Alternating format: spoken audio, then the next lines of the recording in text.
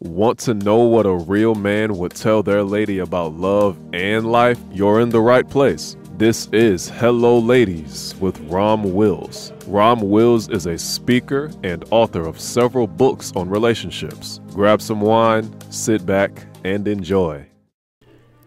Hello ladies, welcome to my spot. The Great Icon Chase, Part 1. This next couple videos going to be so hot I had to split them in half.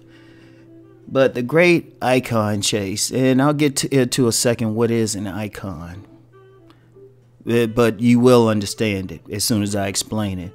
But to preface the whole conversation, many people, men and women who follow my work, especially on my men's channel, especially who've bought my books, Nice Guys and Players, and the subsequent books, know that I divide the male population into select and non-select, and then further divided into, in the select category, Mr. Goodbar and the Masked Man, and in the non-select category, the Gamesman and the Nice Guy, right?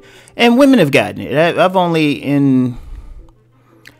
had one woman challenge it in the 20 odd years that I've been talking about this. One woman. And that's only because she's the type of woman who's pretty much friendly to any guy who's going to talk to her. She ain't going to get with him, but she's receptive, right? She's receptive without being loose. So she'll give a man a chance. But even she has a criteria, even though she don't want to admit to it. But that's the only challenge, right? So women understand that. But what women might not understand is men have a selection criteria as well. Right? Men have a selection criteria as well. Now, the men's selection criteria is actually harsher, in my opinion, than the women's criteria for men. Because women will compare actual men with each other. For the most part, because some of that icon thing is sliding into the women's criteria, especially with social media and stuff. But still, for the most part, men are compared to each other, particularly in the environment, social class, social group, whatever term you want to use, right? Women aren't as lucky. The men's selection criteria is actually harsher because a woman, the criteria is very simple. A woman is not compared to another woman. A woman is compared to an abstract thing, an icon, an image, right? So what is the image? What is the icon in any society? It's whatever woman is held up as the most beautiful, the most sensual, right? Like in Western culture, generally the blonde-haired, blue-eyed woman with nice breast and a slim body is held up. That's the current one in overall Western culture. And but when you get into the subcultures or something, it's slightly different. It's slightly different.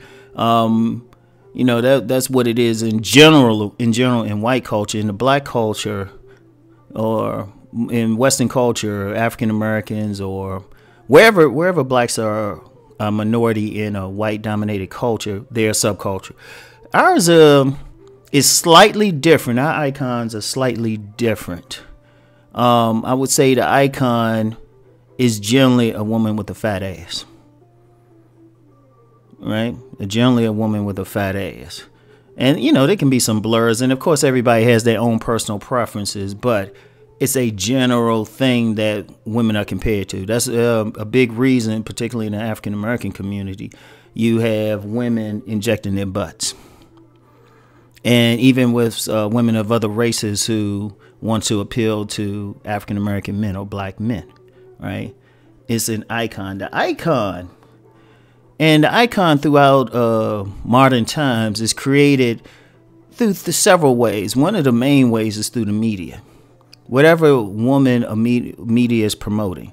For example, if you look at the overall culture, if you look at the icons from the 50s, 1950s, and compare them till now, even though it's always a swing, because it is swinging back to women with booties within the modern culture. But if you look at it, you had the Jane Mansfields, the Betty Pages, the Marilyn Monroes, who were actually more voluptuous. I mean, would actually be by 2018 standards would be even called overweight by some men. They wouldn't be as, they wouldn't be the leading lady types. Even though a lot of men might like them otherwise. So, but the media is just one way the icon is created. Is also created in any man's mind by the most beautiful women in his environment. Right? So you understand a real quick lesson on the male imprint. Women are imprinted by the first 3 men they have sex with generally. It's deeper than that because it really goes back to their father and DNA and even to some spiritual stuff I won't get into. But in general, the first 3 men to have sex with a woman, in general, or within that first 3, sometimes all it takes is 1, imprints that woman, and she'll generally want men like that, right? In general. Men aren't imprinted sexually the same way. Men are imprinted through a combination of the rejection or acceptance of the most beautiful woman in his environment. That's why a lot of men, if they got rejected in high school or elementary school, especially around when they hit puberty by a woman, it sticks with them for life almost. So it's like either that rejection is a combination of the rejection or acceptance of the woman.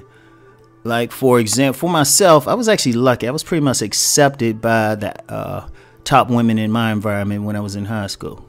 They were at least friendly to me. And so it's a combination of that.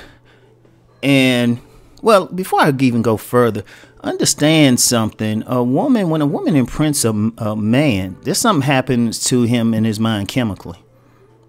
So he can actually feel that imprint. That's why a lot of men have trouble talking to some very beautiful women. There's an actual reaction within the man.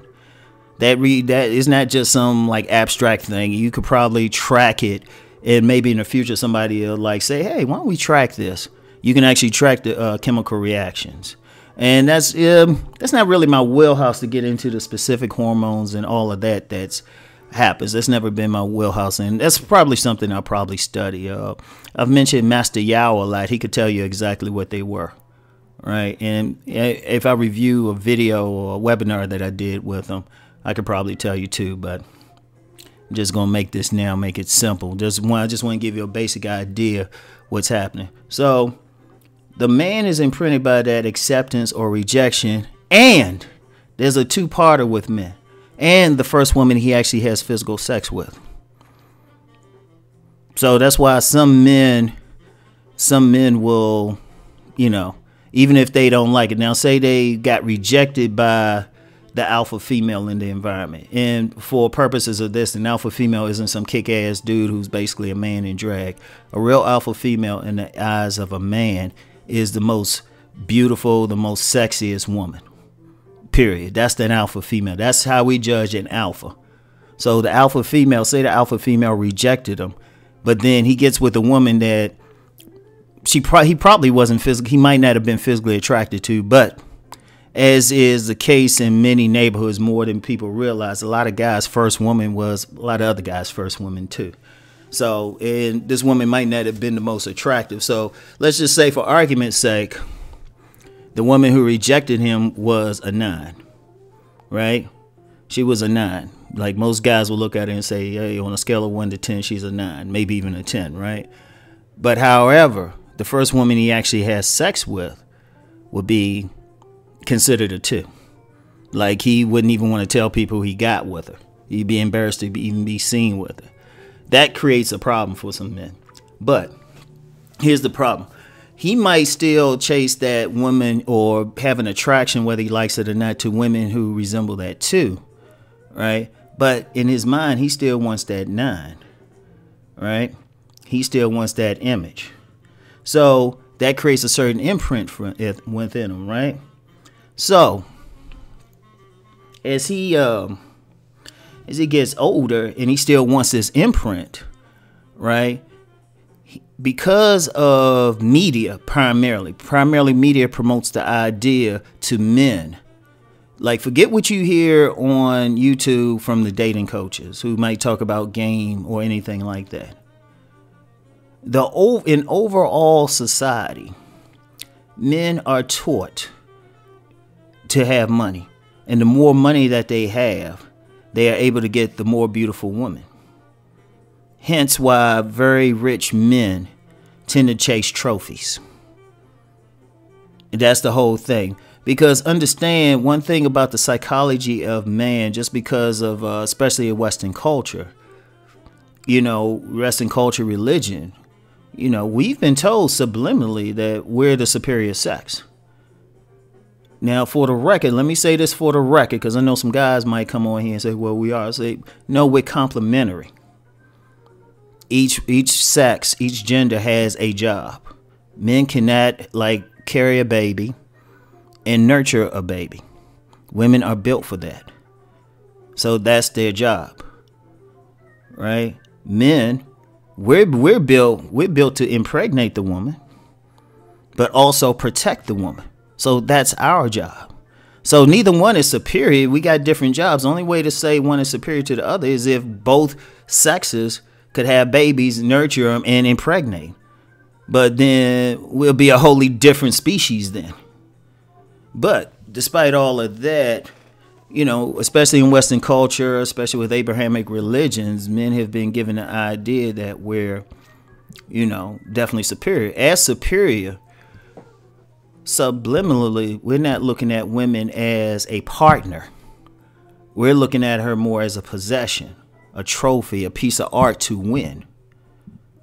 So what happens is with the alpha female represents the ultimate trophy. So even if we're rejected by that alpha female as young men, we still want that trophy. And there's a certain image of it that we want. So that creates the icon. Now the media taps into this. The media taps into it. The modeling industry, any beauty industry, anything that uses women to sell products taps into this desire. That's why if you go in any store that sells motorcycle magazines, they always have a beautiful woman on the cover. And I checked out a couple of those magazines. You see a real fine woman, she's sexy, and you go in the magazine, you don't see a single thing. You don't see a single female. You don't even see a female mechanic working on a car, right? But what they're doing is they selling that product because of the imprint. The man, he saw that and he was slightly aroused because what that imprint will do, what the brain reaction will do is put that man into a mild trance. That's how you can sell stuff. Like you got restaurants now, like a Hooters or something like that actually sell this way. Like I have a local IHOP, and I said, I paid attention, went in there a few times, and I said, it's amazing how all these women look alike. In the level of friendliness, right? Now, this ain't one of those, as they call them, restaurants, but that makes a big difference. That makes a big difference. And then you have a woman saying to you, especially to a man, how can I serve you? Or I'll take care of you, something like that. That does a lot. In fact, that's on some level, that's some pimp game, but I won't get into that. Right? I won't get into that at all. So check it out, right? Check it out. So basically, that icon is how women are judged. They're judged against the icon. The select woman with a man depends on whichever icon he's following. Like I said, it's modified for race and class and ethnic group, culture, and all of that. But each group has it. So the women who are select are the ones who come closest to the icon.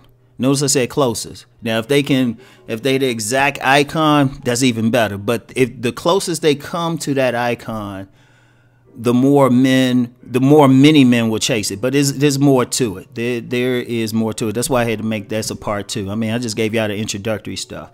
In the next part, that's coming on Monday, I'll break down how that's working out in the real world.